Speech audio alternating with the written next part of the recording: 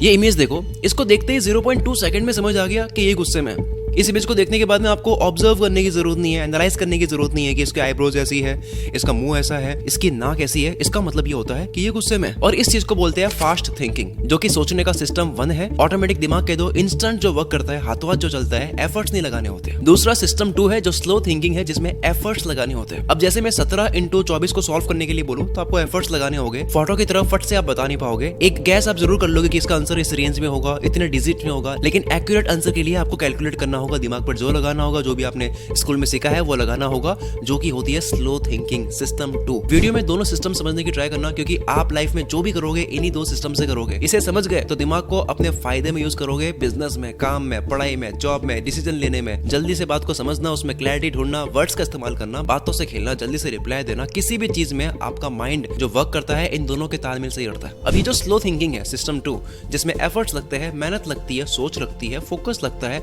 आपके muscles tight हो जाते हैं, आपके ब्लड प्रेशर बढ़ जाता है, हार्ट बीट भी तेज हो जाती है। एग्जाम में सबसे ज्यादा हार्ट बीट तब तेज होती है जब सबसे डिफिकल्ट क्वेश्चन को सॉल्व कर रहे होते हैं। पर ध्यान दोगे तो आप समझोगे कि ये जो स्लो थिंकिंग है, जिसमें एफर्ट्स लगते हैं, इसमें सबसे बड़ा सपोर्ट होता है फास्ट थिंकिंग का, सिस्टम 1 का। कैसे? सुनो। 1 और 1 कितने होते हैं? प्लस, माइनस, गुणा, भाग, ABCD, स्पेलिंग, वर्ड्स, किसी शेप या पिक्चर को एक्सेस करना, सिंपल सेंटेंस को पढ़ना, चलते हुए रास्ते में चीजों को ऑब्जर्व करना, ये सब ऑटोमेटिक दिमाग में है, सिस्टम 1 में है। फट से आप कर दोगे बिना सोचे। पर इन्हीं बेसिक चीजों की वजह से आप सिस्टम 2 रन कर पाते हो, एफर्टफुल मेंटल एक्टिविटीज कर पाते हो, कॉम्प्लेक्स मैथ सॉल्व कर पाते हो, जिसमें फोकस और कंसंट्रेशन की जरूरत होती है, जिसमें क्रिटिकल थिंकिंग की जरूरत होती है। इन 2 सिस्टम्स के बारे में साइकोलॉजिस्ट कीथ स्टैनोविच और रिचर्ड ने बताया था। सिस्टम 1 की कैपेबिलिटी होती है ये चीजों को सीखने में, उसे रिलेट करने में मदद करता है। चीजों को रिलेट करने के लिए ब्रॉड नॉलेज की जरूरत होती है, तभी ऑलरेडी पता होने से नई जानकारी सीखना आसान हो जाता है, क्योंकि सिस्टम 1 वर्क कर रहा है। इसलिए मैं ये कहता हूँ कि लिसनिंग स्किल्स का मतलब, सुनने की स्किल्स का मतलब केवल सुनना ही नहीं होता कि हाँ मैं सुन तो रहा हूँ ना, बल्कि समझना भी होता है। जिसे ऑलरेडी कुछ पता ना हो वो सुन के भी क्या सुनेगा, वो बात को रिलेट नहीं कर पाएगा। सिस्टम 2 का ये एक फीचर है कि इसमें कंसंट्रेशन, अटेंशन की जरूरत होती है। बिना ध्यान के सिस्टम 2 का काम करोगे,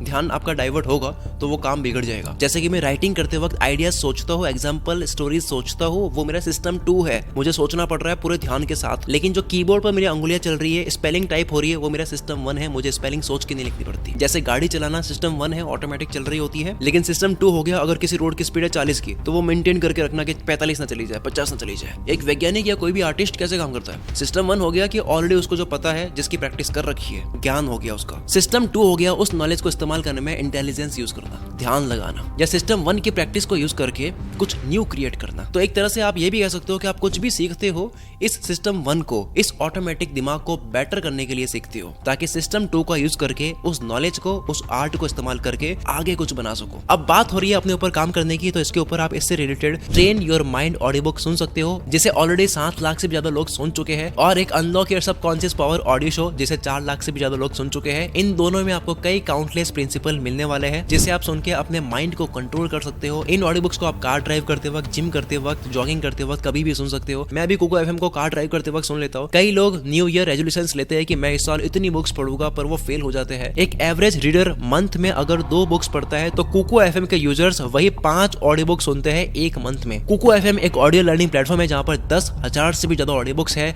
कई कैटेगरीज में, जैसे कि फाइनेंस, सेल्फ हेल्प, बिजनेस, जिन्हें आप कहीं भी और कभी भी सुन सकते हैं। मेंबरशिप लेते वक्त अगर आप कूपन कोड एंटर करते हो CM50, तो आपको फर्स्ट मंथ की सब्सक्रिप्शन में 50% का डिस्काउंट मिलेगा, केवल 49 रुपीज में 10,000 से भी ज्यादा ऑडियो बुक्स का एक्सेस। डाउनलोड करने का लिंक आपको डिस्क्रिप्शन में और कमेंट बॉक्स में मिल जाएगा। अब आ जाते हैं हम अपनी वीडियो की तरफ। खेल तो अब शुरू होता है जब बात मैं करूंगा इंटेंस फोकस की। मैं आपके सामने एक वीडियो क्लिप प्ले करूंगा, जिसमें 2 टीम बास्केटबॉल पास कर रही है एक दूसरे को। एक टीम है व्हाइट शर्ट वाली और दूसरी टीम है ब्लैक शर्ट वाली। आपको क्या करना है कि व्हाइट शर्ट वाली जो टीम है, उनके खिलाड़ियों ने कितनी बार बॉल को एक दूसरे को पास किया है उसको काउंट करना है, और ब्लैक शर्ट वाले खिलाड़ियों को छोड़ दो, उसको इग्नोर करो।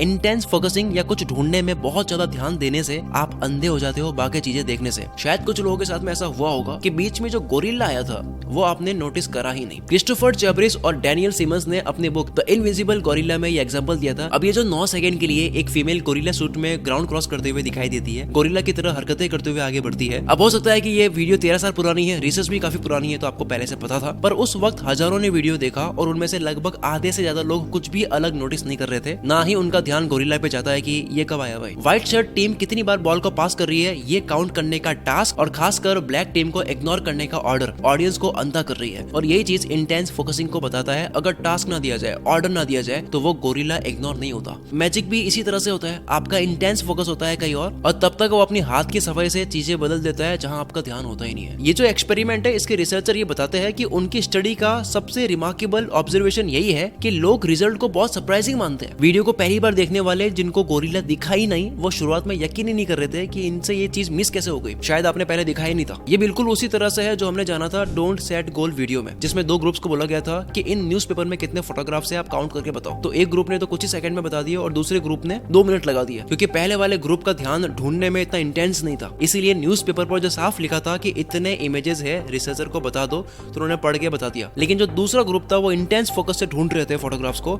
इसलिए वो केवल फोटोग्राफ्स ढूंढने में रह गए, लिखा हुआ पढ़ ही नहीं पाए, उनको 2 मिनट लग गए। अब बात करते हैं कॉन्फ्लिक्ट की। हमने जो माइंड के 2 सिस्टम के बारे में जाना था, ये एक दूसरे को कंफ्यूज भी करते हैं जहां कॉन्फ्लिक्ट होता है। आपने कभी किसी वीडियो में स्ट्रूप टेस्ट करा होगा, चलो एक मैं करके दिखाता हूँ। आपके स्क्रीन पर कलर्स के नाम आएंगे, आपको उनको पढ़ना नहीं है, बल्कि वो कौन से कलर से लिखे हुए हैं वो कलर बताना है। जैसे कि ये ग्रीन लिखा है लेकिन लिखा हुआ रेड कलर से है, तो आपको बोलना है रेड।